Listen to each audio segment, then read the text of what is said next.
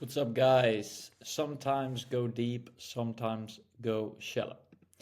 So, I was taking this AI course from Harvard, which is really cool. By the way, you can literally learn anything for free online. This is crazy. Point for another video. And there are two algorithms that this guy talked about. And this is not going to be a tech video, but the first algorithm he talked about was a depth first search. The idea of this is that if you have a problem and you need to get from A to B and you can explore all of these options, then the algorithm is going to go as deep as possible in the first direction it finds. If that doesn't work, it's going to go as deep as possible in the next direction it finds. If that doesn't work, it's going to go, I think you get the point. And then eventually it reaches B. Now, on the other hand, there's another thing called breadth first search. And this is breadth as in BREADTF. TH. I'm not an English teacher. Okay. So this is basically when the algorithm is going to try the most shallow options first. So it's going to go a little bit in this direction. It's going to go a little bit in this direction. It's going to go a little bit further. It's going to go a little bit further in every direction, basically. And this is pretty hard to draw, especially with like my fingers on a trackpad. But the point is that it's going to go in all directions a little bit every time until it reaches the destination. What I realized is that this is actually extremely helpful for solving problems in your life as well. Because if going deep doesn't work or produce the results you want, then a really obvious and maybe unexplored, unexpected, unfamiliar solution to you is to just go shallow. I'm going to give you some examples because especially in business, which I have some examples here below, is like explore different niches. So everyone tells you that you should pick and stick to one niche, which is true.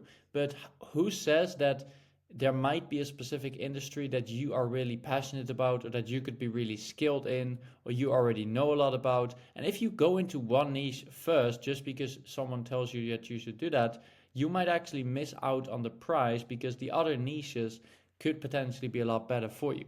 Maybe a field of study. I mean, can you imagine if you started going to school and you just picked the first thing that someone said and you specialized your like entire school career based on that? Imagine if you picked something which you didn't end up liking. That sucks. So rather than trying to go deep in this first straight away, you have to go shallow first and explore some different fields of study. Um, for example, different business models. I made this mistake. I can't even speak. I made this mistake myself quite a few times. I just chose a business model because I thought it was going to be a profitable one, it was going to be a good one, without first really considering what are other things I could possibly try.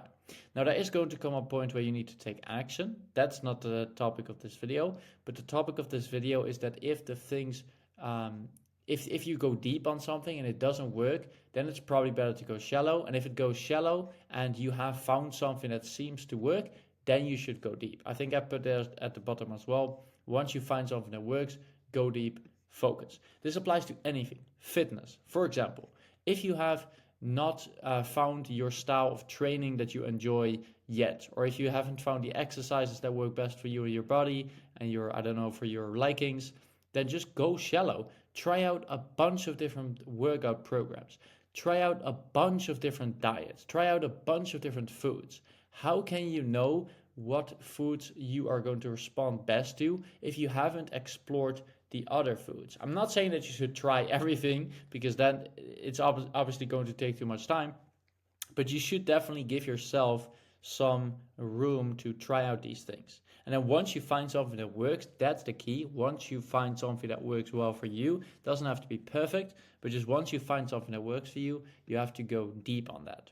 So I found this a really, really cool problem because in tech, this is useful. Like if you need, for example, Google Maps uses like an AI algorithm that tries to find the most optimal path.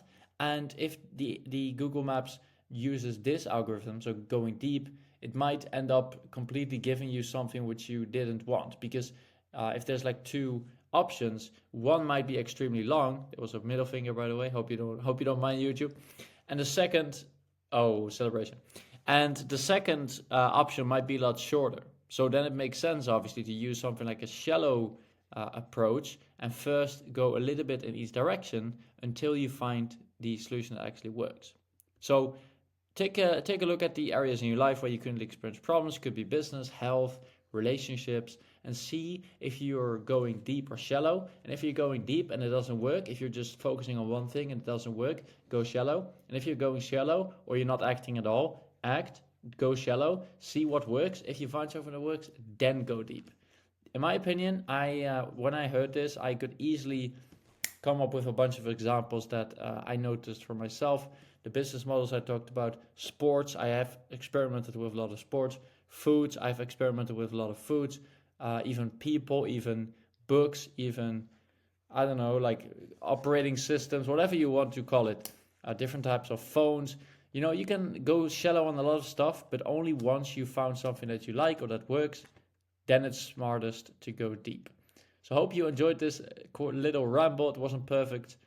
If you're interested in some more metaphysical stuff, this is a little bit more philosophical, but some more metaphysical stuff, you can check out the email course in the description, where I teach some other concepts. Could be interesting. Otherwise, hope you enjoyed the video and looking forward to see you in the next one.